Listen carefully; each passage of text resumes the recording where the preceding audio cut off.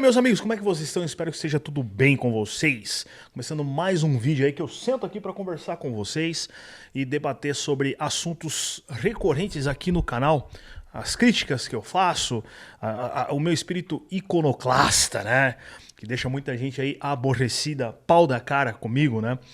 E hoje eu vou falar do porquê de odiar tanto o dito sertanejo raiz, ou esse termo, né, sertanejo, que eu acho assim terrível, que nada mais é que um termo de mercado, na verdade, né? As rádios que colocaram esse termo aí em voga dentro da música regional. Foi mal, acabei de almoçar. E aí vamos falar sobre isso. Eu já fiz um vídeo aqui sobre a autêntica cultura caipira, as diferenças ali e tudo mais.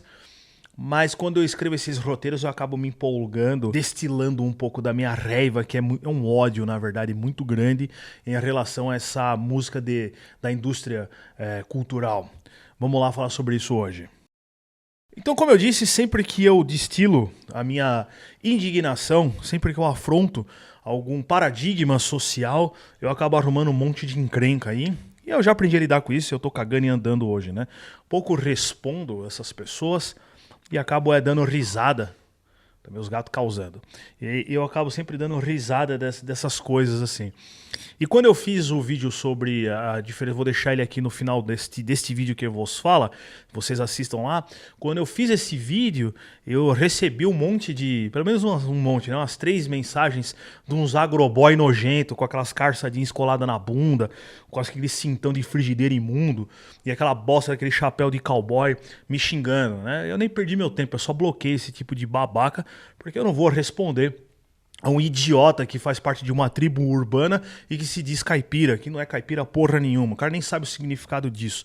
Houve aquela bosta daquele Tião Carreiro e se acha o cara mais integrado à cultura caipira. E vou falar sobre esse idiota também, que é o Tião Carreiro, e as bostas que ele fez aí. Mas vamos entender primeiro a diferença entre música caipira autêntica e esse dito sertanojo ou sertanojo raiz, que é um termo de mercado, né?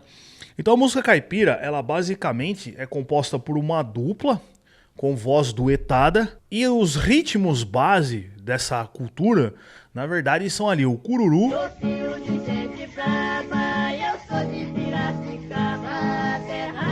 o cateretê, de manhã cedo cê toma leite de vaca turina pros seus passeios no campo, tem cavalo campolina e a moda de viola. O italiano, dente, short, fazendeiro, endinheirado. Aí é que tá, a palavra moda, ela pode também significar música. Então, toque aquela moda do Iron Maiden, toca aquela moda do Blink-182, né? Toca aquela do Blink-182, aquela moda do Blink, All the Small Things. Então significa isso. Então moda de viola quer dizer música feita na viola, se você for analisar o pé da letra. E aí pegou também isso de moda de viola fazendo referência à música caipira como um todo.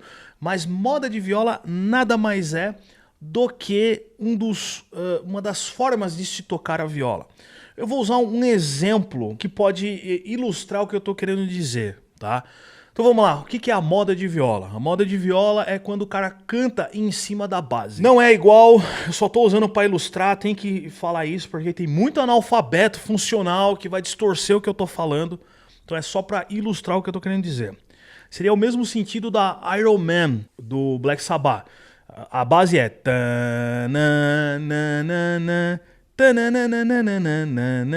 e o Ozzy canta em cima disso. Ele não faz um vocal separado da linha da base de guitarra, como o Dio fazia, né? Na fase do Heaven and Hell e aquela coisa. Então ele canta. Eu não sei cantar essa música, meu inglês é péssimo, vocês sabem disso, né? Enfim, e aí vocês entenderam o que eu tô querendo dizer.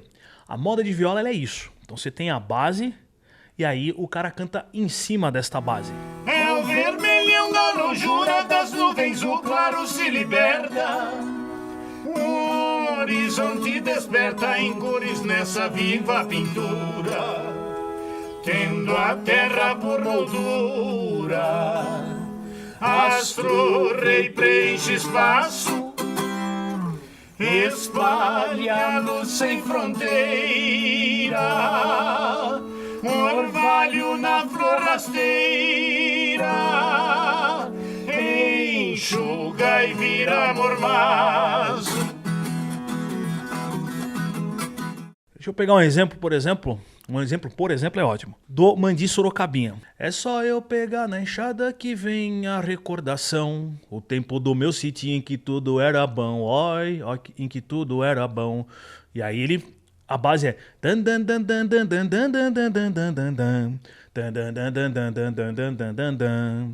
e aí vocês entenderam. Eu vou achar se eu não achar essa do Mandi Sorocabinha, eu vou achar outra aqui e colocar agora pra vocês verem. É só eu pegar na viola, me vem a recordação, o tempo do meu sitinho, que tudo era bom, ai, que tudo era bom.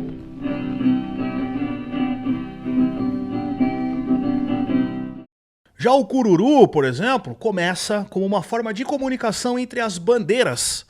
Quando elas saem aqui da capital paulista rumo ao interior, aí depois ela se torna uma dança, o cururu, tem a dança do cururu. Hoje eu diria que é um pouco mais raro. Quando eu era criancinha eu tinha mais inclinação. E aí depois existe o desafio de cururu, que é uma coisa mais recente perante a história, né? E esse desafio de cururu é basicamente igual ao popular aí, acho que é freestyle que fala, não é freestyle, mas esses desafios de rap que a gente vê muito aí, muitos deles se tornam meme, que é um tentando quebrar o outro. Obviamente que esse desafio de cururu é com base na viola e tudo mais. Os mais puristas, os mais tradicionalistas dessa cultura menosprezam esse desafio de cururu, tá? Tem muitos caras que são mais tradicionais e que detestam isso aí. Eu particularmente não gosto, acho terrível. É uma versão nova, né, do que seria o cururu original, que não tem nada a ver com o cururu, afinal de contas. Mas eles criaram isso daí. É mais ou menos como o repente lá pro Nordeste, entendeu? Só que são coisas diferentes. No Rio Grande do Sul também, se não me falha a memória, também existe algo. Meus compadres gaúchos aí, coloquem aí embaixo nos comentários qual que é o nome disso na terra de vocês, porque eu não faço a menor ideia, tá? É no rabo do mocinho, seja lá o que Deus quiser. Ziquinho tá meio velho, no meu rabo acho que não é. Vou contar pra esse povão, é pro homem e pra mulher. E tocando o nosso assunto, e quem tem tejão tropé, pois a do dito caralho, não adianta bater o pé. Pra você ficar avisado, que eu levo fumo deitado, e eu dito levar de pé. E aí você tem também o cateretê, depois se introduz a toada, e tem uma série de ritmos que são vamos dizer assim, os ritmos base dessa cultura caipira, que nasceu em São Paulo, tá? Ela nasce em São Paulo. E depois ela é levada para outros estados aí que a turma chama de paulistânia, que é onde vão as influências da cultura paulista através das bandeiras e também do tropeirismo. E aí existe a integração do centro-sul. E aí vão se formando, né, essas diferentes culturas. Então a estrutura base dela começa com esses ritmos que eu já falei e a dupla em dueto. A estrutura da viola, esse termo viola caipira também é um termo mais recente também, entre aspas. Porque, na verdade, o termo sempre foi viola paulista. Justamente porque essa estrutura de viola... Eu tenho uma aqui da Rosine, peraí que eu vou mostrar pra vocês.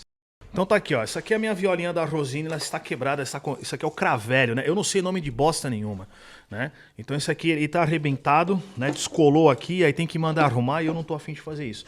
Mas essa viola aqui, que é a série Ponteio, ela emula mais ou menos o que foi a viola paulista. Corpo pequeno, né? Não é uma meia regra, que a meia regra, se não me falha a memória, aqui tem 1, 2, 3, 4, 5, 6, 7, 8, 9, 10, 11, 12. 12, vai, 13, são 13 casas, 12,5, vai. Tem 12 casas aqui, se não me engano, a meia regra ela é 10, né? Então ela seria um pouco menor esse braço aqui. Eu vou colocando as fotos aqui enquanto eu vou falando, tá? Então essa aqui é a que mais se aproxima do que seria a viola meia regra, ou seja, a viola paulista, tá? Então a gente tem diferentes violas, por exemplo, espalhadas aí pelo Brasil. Deixa eu só guardar ali e já volto. Então, como eu disse, existem várias violas aí espalhadas pelo Brasil, né? Uma delas, por exemplo, você tem na região do Mato Grosso e Mato Grosso do Sul, que é a viola de coxo.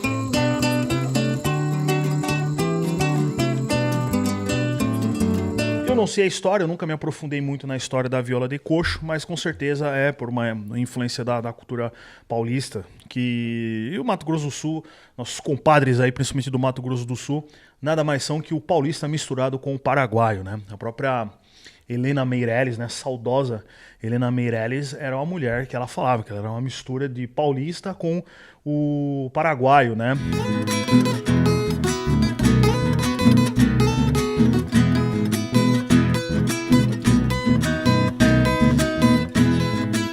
No Tocantins também, eu não sei se eu tenho inscritos do Tocantins aqui, provavelmente sim, comenta aqui embaixo. Nós temos a viola, eu tenho que até pegar aqui, de Buriti, né? Ela é uma viola mais rústica, né? Assim, é engraçada, ela é bem rusticona mesmo, assim, ela não tem um acabamento assim mais bonito, né? Mais ornamentado, então ela é bem rústica.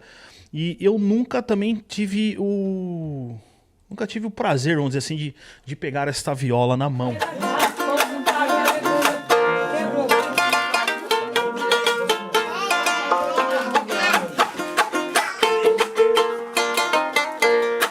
Outra viola também, que aí também é daqui de São Paulo, que é a viola caiçara, ou a viola branca, porque ela é feita de caixeta, né? É uma madeira específica que diz que ela é mais mole e que fica mais concentrada na região lá do litoral extremo sul, Cananéia, Iguape.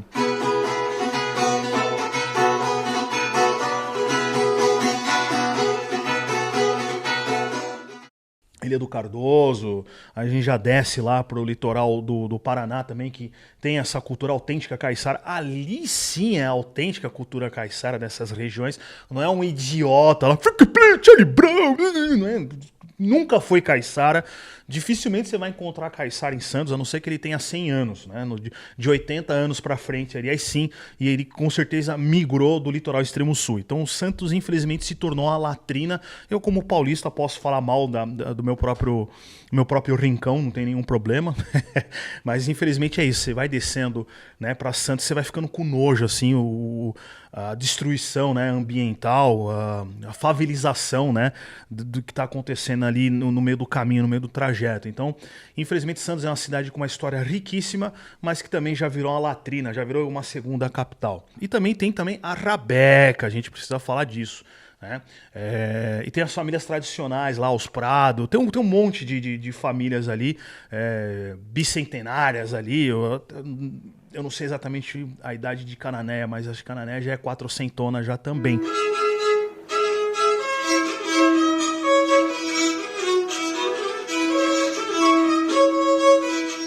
Mas o caso é que tudo isso que eu estou falando para vocês aqui é para ilustrar, para mostrar para vocês a diferença do que vem agora, que é esse dito sertanejo raiz. O termo sertanejo, ele vem, na verdade, ele descende da ideia do sertão desconhecido.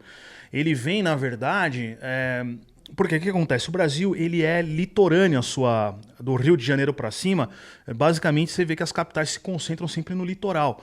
Então, foi uma colonização litorânea. Tudo que existia além do litoral era tido como o sertão desconhecido. Os bandeirantes, eles quebram esse padrão e aí começa-se a adentrar os interiores aí, né? Então, do Centro-Sul, até que tem uma cidade, eu já até comentei isso, se não me engano, em Pernambuco, que se chama Paulista, porque eu não vou saber, também não vou lembrar agora o nome do bandeirante que foi parar lá e ele fundou a cidade, eles andaram pra cacete, né? O Raposo Tavares foi um cara que andou pra caralho, enfim. E aí depois você tem o processo do tropeirismo, né? E o tropeirismo expandiu mais ainda a cultura. Amparo é uma cidade tipicamente tropeira, nasceu com o tropeirismo. Existe uma integração muito grande entre o Rio Grande do Sul e Sorocaba, tanto é que o sorocabano tradicional, o sorocabano das antigas, ele usa aquele daí, que os gaúchos usam muito, porque saía-se de lá acho que saía, na verdade, até da Argentina, passava pelo Rio Grande do Sul, e de lá levava-se as mulas pro mercadão lá de Sorocaba para se fazer, né, a venda. Só que eles levavam, acho que chegava até a ano, ou acho que eram meses e meses, na verdade, né? Uns 6 meses, sei lá, para chegar até Sorocaba indo a pé, sei lá, eu. E aí as tropas chegavam magras, e aí você não vai vender a mula magra. E nesse tempo de engorda da tropa, os caras começaram a ter uns affairs ali com a mulherada. Então o cara vai lá, casa com a mulher, com uma sorocabana, e aí tem filho, e essa integração cultural ela vai acontecendo. Dentro dessa integração cultural também existem uns birivas, e aí tem todo um contexto histórico bem mais aprofundado e que eu gosto muito de estudar e de pesquisar. Levando mulada chucra do Rio Grande a Sorocaba, bota na água essa madrinha, madrinheiro, que a tropa... E assim, eu só joguei por cima e vocês vão percebendo que existe um aprofundamento histórico muito grande, né? Então existe uma riqueza cultural que infelizmente não é ensinado pra gente nas escolas, né? A capital de São Paulo, ou eu acho que tirando as capitais do Nordeste, que elas respiram a cultura, até mesmo por uma questão turística, mas a capital de São Paulo em específico é recheada de debilóide. Então o neopaulistano, né, se ele não tiver pelo menos, como eu disse, uns 80, uns 90 anos, não dá nem para levar esse cara em consideração. Porque geralmente são pessoas extremamente ignorantes e não sabem absolutamente nada disso que eu tô te falando. Por isso que é tão difícil conversar sobre isso aqui no canal. E aí os caras vêm com esses exemplos debilóides, esses roqueiros de merda, vêm com essas conversas de mas você pode ver que as bandas evoluem porque a música caipira, a música regional não pode, porque você tá falando de uma música de mercado. O rock, a cultura pop é uma coisa de mercado, não é uma música regional, não é uma música tradicional. É uma música que nunca se preocupou, inclusive, em manter uma identidade. E isso que enriquece essa música. Então esses imbecis que ficam com esses papos de verdadeiro metal, verdadeiro rock, esse cara é um idiota. Por que ele é um idiota? Porque não existe pureza no rock. O rock, para sobreviver e chegar onde se está hoje, com seus milhares de subgêneros, ele precisou, inclusive, se misturar. Se ele não se misturasse, se não tivesse lá o rockabilly, que se mistura com folk, que se mistura com blues, que se mistura com jazz, a gente não teria o que a gente tem hoje. Desde o classic rock lá, com a Sister Rosetta, até o porno grind, o som mais extremo e podre, descende dessa mistura. Então ele precisa disso para sobreviver. A música regional, seja ela de São Paulo, Rio Grande do Sul, do Pará, do Maranhão, não interessa. Essas músicas, elas têm uma identidade própria, porque elas falam com a história daquele povo, eles refletem as bases históricas daquele povo. Então não tem essa de, vai evoluir. Eu já ouvi isso de um fanboy, esses agroboy nojento, né? A gente entrou nessa discussão, que ele é um desses agroboys que vão aí lá na Barra Funda, lá no Villa Country, que toca essas porcarias aí de Chitãozinho Chororó e afins. Eu nem sei quais são as duplas, Rick e Renner. Você vê como eu sou velho, né? Eu nem sei o que tem da atualidade e nem quero saber. Mas ele veio com esse papo, inclusive, de evolução musical. Então, assim, música regional é música regional e não se põe a mão naquela estrutura. Obviamente que a gente tem, por exemplo, o Chico Science, que pegou, né, a cultura do mangue e criou o tal do mangue beat, colocou esses elementos percursivos ali e tudo mais. Mas também é um subproduto, não dá para você pegar, né, um subproduto da cultura pop, da indústria cultural. E a gente não pode pegar o Chico Science para sintetizar a cultura regional de Pernambuco, que ela é muito mais profunda. Porém, ela serve como o que o Chico Science fez serve como uma porta de entrada para você se aprofundar mais na cultura regional. Então, quando há essa troca, eu não vejo nenhum problema. O problema é quando acontece o que aconteceu com a música caipira. E aí pegou essa estrutura das duplas. Aos poucos eles foram alterando a viola, que é aquele corpo menor, colocou-se uma estrutura de viola com esse corpo maior, que parecia um violão, até por fim se eliminar a viola e colocar dois caras ali tocando um violão, numa afinação ali, sei lá, que talvez se aproxime, né, a afinação da viola, mas na verdade é violão porque é comercialmente mais fácil de você vender isso, né? Viola é uma coisa muito mais específica. Muda-se a posição de dedos para você tocar, muda-se as afinações. Temos, por exemplo, a afinação do Rio Abaixo, se não me falha a memória, é do Mato Grosso do Sul. Quem toca nessa afinação, se não me falha a memória também, é o Amir Sater. Me corrijam se eu estiver errado, mas a afinação Rio Abaixo diz que é coisa do tinhoso, né? Não se toca nessa afinação. E aí muda-se toda a forma de você posicionar os seus dedos ali. Então, a cultura regional ela é muito mais profunda e específica para ser sintetizada dentro de um produto produzido pela indústria cultural. E essas duplas que começam a surgir no final dos anos 70 nada mais são do que isso. Uma apropriação e criação de um estereótipo, e aí você começa a dar outra roupagem. E aí se traz esses elementos da cultura mexicana, né, do bolero, da cultura do cowboy. Barretos, por exemplo, é uma cidade que tem uma ligação fortíssima com a cultura do tropirismo, se não me engano, a comitiva Boi Soberano, que acho que é uma das pouquíssimas assim, mais tradicionais que tem hoje, ainda ativa. É de lá de Barretos ou Batatais, eu não lembro, mas eles estão ali naquela região, né, do norte de São Paulo. Infelizmente, Barretos, eles fazem a queima do alho, aquela coisa, e Barretos tem essa ligação histórica e, infelizmente, hoje tem uma parte do centrinho lá, eu nunca fui naquela merda e nem quero ir, que é cheio de selarias, né, que eles chamam lá, tem um lixo de uma estátua de um cowboy nojento lá, e aquela cidade se tornou um nojo nesse sentido, né? Barretos hoje é nojento e abriga esse monte de verme, aquela bosta daquele rodeio imundo que eles têm lá, cheio de agroboy babaca, com aquelas calças enfiadas no rabo lá, né? Que de caipira não tem nada, não são caipiras, muito menos são paulistas. São simplesmente caras ali que estão emulando uma cultura norte-americanizada aí, né? Ai, Barba, mas você ouve metal... E aí, como diz o Joca Martins, que é um cantor gaúcho, que eu gosto de várias músicas dele... Da tradição não me aparto, mas gosto das novidades. Então eu posso muito bem, sim, gostar da minha cultura tradicional, da minha cultura regional, e também ouvir o Slayer, o Cannibal Corpse, a Cyndi Lauper, o Duran Duran, Tears for Fears, sem nenhum problema, né? A questão é que eu não me vejo nessas culturas, por isso que eu corro desses rótulos de sou roqueiro, sou headbanger, porque eu de fato não sou. Eu só sou um cara que gosta dessa música extrema. E eventualmente gosto do visual. E às vezes isso também me irrita, porque eu queria não ligar para isso e andar com uma calça jeans simples, uma camiseta lisa, branca, e poder raspar a barba assim e não aparentar nada, porque eu odeio ser ligado a esse tipo de gente aí, roqueiros e headbangers, né? Mas voltando ao lance das duplas do final dos anos 70, aí começa assim, então surgir essas porcarias aí, como o Zezé de Camargo e Luciano, Leandro e Leonardo, Chitãozinho e Chororó, Trio Parada Dura, Milionário José Rico. Mas, Barba, o meu avô gostava, meu bisavô gostava. Desculpa, ele foi enganado. Lembrando que você vive no Brasil e ser enganado é uma questão cultural aqui dentro. Então as rádios cumpriram esse papel de massificação dessas duplas pseudo-caipiras que não tem relação nenhuma com a música caipira. A estrutura nada mais é do que um bolero, o que muitos chamavam de música de travesseiro.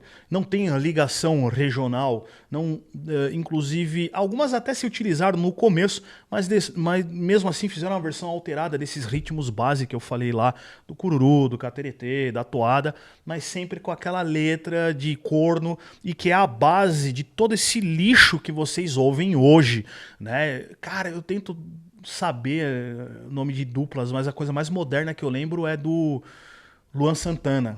Então, se existe Luan Santana, é por causa de Milionário José Rico, Trio Parada Dura, aquele Barrerito lá que já faleceu. É culpa de todos esses caras, Chitãozinho e Chororó, todos esses caras foram a base disso. Eles não têm conexão nenhuma, absolutamente nenhuma com a música caipira. Tá? Que fique claro isso. O Zezé de Camargo e Luciano tem solo de guitarra. Tem mais rock no Zezé de Camargo e Luciano que o Rock in Rio inteiro. Então, assim, eles foram fortemente influenciados por essa tendência de mercado que foi criado pela indústria cultural. E essas duplas, trios, sei lá o diabo que é isso aí, foram totalmente desenvolvidas por essa e fomentadas por essa indústria cultural. Algumas duplas tradicionais acabaram também entrando nisso. Tonico e Tinoco gravou um monte de bosta aí, tem umas merda aí, aquela moreninha ali. Nossa, essa música é horrorosa. Eles fizeram covers também de músicas que irritaram na época lá. Só eles, cara, que eles venderam acho que mais de 1 milhão de cópias em... Isso a gente tá falando de 1960, 1970, sei lá eu. Isso era um absurdo na época, você vender essa quantidade de disco, né? Então eles tinham sim o talento, mas acabaram tendo que se adaptar ao mercado para poder sobreviver. Então você vai ver muita capa de disco ali com aquelas roupas breguíssimas, que começa também essas clássicas capas horrorosas dessas duplas de pseudo, né, de pseudo música caipira, que se apelidou então de sertanejo. E aí entra também esse papo de sertanejo raiz, dando a entender que existe uma versão tradicional de toda essa porcaria de Luan Santana, César Menotti, sei lá o que, Rio Negro e Solimões, quando na verdade não tem conexão, meus amigos. Vocês precisam desencanar disso. Inclusive, muitos desses caras nem tocam mais, eles têm uma banda por trás daquilo. Então, é uma banda... na verdade, esses caras são bandas... agropop, vamos dizer assim. Não dá nem pra falar de agro, né? Não dá nem pra fazer essa conexão interiorana, porque já não há mais... já se descolou totalmente do aspecto tradicional. Porém, entretanto, a gente sabe como a mídia tradicional fomenta essas coisas e brinca com o imaginário do brasileiro médio. Então ele vai sempre manipular a cabeça das pessoas que não pesquisam, que não leem e que não se aprofundam, e elas acabam sendo enganadas. E tem também a questão de gosto não se discute. Eu estou falando tudo isso daqui, mas você não é obrigado a deixar de ouvir o Chitãozinho Chororó e achar aquilo lindo e chorar, mas não é música caipira. Não, nem o primeiro disco não é música caipira. Já são duplas preparadas para o mercado que já estava em ascensão naquela época. Tanto é que o cara que era da Jovem Guarda lá, Sérgio Reis, viu que a Jovem Guarda, que foi um modismo medíocre, foi uma puta modinha babaca, boçal que aconteceu, durou, acho que 4 anos, e aí todo mundo cada um foi pro lado, um foi fazer MPB, outro largou música, e o caso do Sérgio Reis foi se tornar um cantor desse dito sertanojo aí, dessa coisa industrializada. Tanto é que eu olho pro Sérgio Reis e não consigo identificar nada na música dele, assim. Ele é uma figura inexpressiva, ele é uma figura sem nenhum tipo de identidade concreta, assim. Você olha, é um velho com uma calça jeans e um chapéu de cowboy. Então, todo essa estereótipo, né, dessas duplas de sertanejo nada mais são que o resultado da exploração da indústria cultural. Agora, se tem uma coisa que eu odeio mais que essas duplas de sertanojo, desses agroboys aí, vocês já perceberam o nojo que eu tenho quando eu falo desses caras, é o Estado. Eu acho que eu odeio mais o Estado do que esses caras. E você trabalhou muito tempo no CLT, você que trabalhou nesse sistema aí do cacete, com certeza tem alguma grana parada lá no seu FGTS. E a gente tá vendo como o Brasil tá, e o Estado tá cada vez ali tentando arrecadar mais dinheiro para poder sustentar essa máquina pesada, e pode acontecer de ele enlouquecer mais do que já está e pegar essa tua grana que está parada lá. E eu te falo por experiência própria, tá? Eu tinha uma graninha parada, inclusive fui ver essa semana lá, e só conseguia sacar 30% e era toda uma burocracia do cacete para conseguir pegar esse dinheiro. Seria só no final do ano, que é quando eu faço aniversário. Porém, tem a Clau que simplifica isso para vocês, cara. Você consegue sacar antes mesmo ali no modo saque aniversário, antes do seu aniversário, você consegue sacar uma parte dessa grana aí. E é só você entrar no link que tá aqui na descrição e conversar com a equipe lá. Já vai direto pro WhatsApp deles e vocês já conversam e saca, arranca seu dinheiro desses bancos do caralho aí, tá? Dá uma sacada nessa propaganda aí que vocês vão entender melhor. E aí, cidadão explorado pelo sistema? Bom? Não, né, mano? Um bruta só desse na muleira e eu aqui na labuta. Sei. A vida de CLT é ingrata, né? Pois é. Sabia que você que sustenta essa máquina estatal pesada nas costas, todo mês, 8% que você poderia receber em mãos entra pro FGTS e o Estado pode estar de olho nessa graninha? Filhos da p***! E aí que entra a Claw Express, que oferece uma solução rápida e segura para transformar o saldo do seu FGTS em dinheiro disponível na sua conta em poucos minutos, sem a desgraça da burocracia estatal institucionalizada no Brasil. É isso aí, BRzinho. Trampa mais pros meus pelegos ganharem uns cobre nas tetas estatais.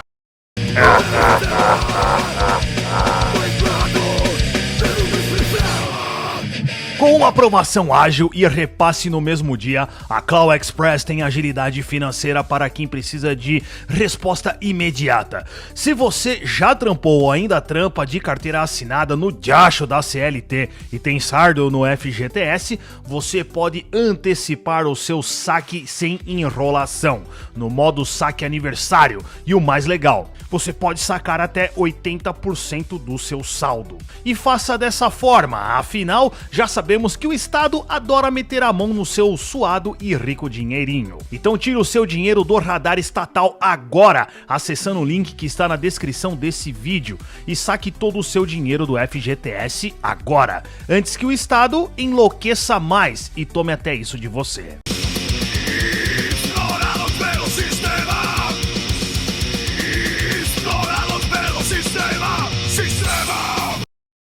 E aí, voltando aqui, para que a gente estava falando de música regional, se você quer conhecer melhor esse mundo da música caipira, se você conhecer as tradições, você que é paulista e quer conhecer mais ainda a história do seu rincão, eu te recomendo isso aqui, ó. Esse cara aqui, ó, Cornélio Pires. Esse Cornélio Pires, ele simplesmente foi o cara que gravou as primeiras duplas de viola, que ajudou a fundar a turma Cornélio Pires, que foi, basicamente, vamos dizer assim, foi um selo que gravou as primeiras duplas e ele enfiou, acho que 100 cópias no carro e veio pra capital e vendeu isso aí em minutos, e depois veio, gravou mais 1000 e vendeu, e aí foi ele que ajudou a levar essa música interiorana, né, essa música tradicional paulista pro resto do Brasil, por que não, né? Então eu recomendo vocês a começarem por esse livro aqui, que é o mais conhecido dele, que é o Conversas ao Pé do Fogo, tá? E tem vários outros aqui, né? As estrambólicas aventuras de Joaquim Bentinho e o Queima Campo. Tem bastante coisa aqui, cara. Tem livros que eu preciso, inclusive, reler, porque faz muitos anos que eu ganhei essa coleção aqui. E eu ganhei do senhor Ottoni, cara. Eu conheci o Ottoni, que é lá de Itu. Eu não sei se ele ainda está vivo, porque quando eu conheci ele já era bem senhorzinho já. E a gente conversou bastante, ele tinha um bandeirante dessa idade na mesa dele, assim, cara, bonita a estatuazinha que tinha, assim, de bronze. Eu fiquei olhando, eu falei, pô, tô olhando pra você. Não, esse aí é meu, né? E aí ele me deu toda a coleção, cara, do Cornélio Pires. Veio até uns repetidos que eu já tinha comprado antes. Eu acabei dando pra um amigo meu, que também é um grande pesquisador e admirador da cultura paulista, né? Foi o cara que me ensinou, inclusive, a tocar viola, o pouco que eu sei. E se vocês acharem, eu acho que ainda tem online aí, editora Ottoni, com 2 T's, procurem aí, que vale muito a pena. E o Cornélio Pires é um cara também que compôs muitas obras, né, muitas letras, e foram interpretadas ali por várias duplas, né? Junto com o Cornélio Pires tem o Ted Vieira, o Lorival dos Santos, Raul Torres e uma série de outros caras aí que foram extremamente importantes. E aí a gente entra no ponto, por exemplo, do Tião Carreiro. Tião Carreiro, que é esse paradigma, é o Beatles da música caipira. Você não pode falar mal, onde já se viu. Se você tem só esse cara como referência, você tem uma referência extremamente baixa, né? Porque, como eu disse, lendo o Cornélio Pires, você vai conhecer o pessoal da Vitor Disco, você vai conhecer o pessoal da turma do Cornélio Pires, Mandinho Sorocabinha, Zico Dias e Ferrinho. Pô, o próprio Raul Torres também gravou muita coisa, não só escreveu, não só compôs, como também gravou. Boa parte do que você gosta do Tião Carreiro nem é dele. Ele foi, sim, um ótimo intérprete. Então, é muito ser atribuído aquela música Mandioqueiro a uma fala dele, que eu não tenho como provar, porque não existe essa entrevista registrada, mas é o que se diz, que quando perguntaram para ele sobre esse lance de música regional, sobre raízes, ele disse que quem tem raiz é mandioca. E aí é isso que surge essa música como crítica em relação a ele. Cada um no seu estilo, com o dom que Deus lhe deu. E uma série de outros violeiros, e aí não sou eu falando, não é o Barba aqui falando, mas uma série de violeiros tradicionais também meteram o pau no Tião Carreiro. Como músicas ali, Violeiro Cabeludo, Mulato Gordo, né? A própria Mandioqueiro, que eu já ouvi muito isso que diz que é atribuído, mais uma vez, a essa fala do Tião Carreiro aí desagradável. E ele era um cara que é aquilo, diz que era insuportável, ele e o Pardinho não se davam nem fudendo, cada um entrava por uma ponta do palco, tocava e ele se enfiava lá num corcel, o outro no outro carro lá, e ia embora, eles só pra gravar e acabou, cara. Então muito do que você gosta do Tião Carreiro não é dele, tá? Vem daqui, Pé de Vieira, Lorival dos Santos, uma série de outros caras aí que eram compositores e que deixaram várias modas aí maravilhosas que foram interpretadas aí por outras pessoas. E visar isso daqui. E o Tião Carreiro visou isso daqui e é por isso um dos muitos motivos de eu detestar esse cara aí e ele ter criado essa porcaria da cabeça dele que não é um ritmo regional chamado pagode, né? Já ouvi falar também que quem pôs esse nome foi o Lorival dos Santos, não sei dizer se isso é verdade, mas parece que foi o Lorival dos Santos que pôs esse nome, que ele falou, olha isso aqui. Aí o Lorival dos Santos olhou, isso aí parece um pagode, uma confusão, né? Dando esse entendimento de que na verdade era uma confusão de notas, né? Aquela coisa ali. E esse pagode, ele influencia toda essa onda de pseudo-violeiros caipiras aí, que moderninhos, né? Que só conhecem essa porra do Tião Carreiro e tocam essas violas aí, todos eles ornamentados aí de calça jeans, fivelão e essa porcaria toda influenciada pelo Texas aí, né? E essa cultura cowboy nojenta. Mas é isso aí, meus amigos. Eu acho que deu para entender o que eu quis dizer aqui sobre as diferenças das coisas. Comenta se você chegou até aqui. E é isso aí. Comenta também aqui embaixo o que vocês acham disso. De forma educada, não vamos arrumar briguinhas aí. Mas eu sei que vai ter uns caras dando chilique, ataque de pelanca. Provavelmente vão mandar esse vídeo para algum violeirinho modernoso. Ele vai vir aqui. Você não entende nada do que você tá falando. Já digo para você, foda-se, vai tomar no seu cu. É isso aí. Forte abraço. Falou para vocês.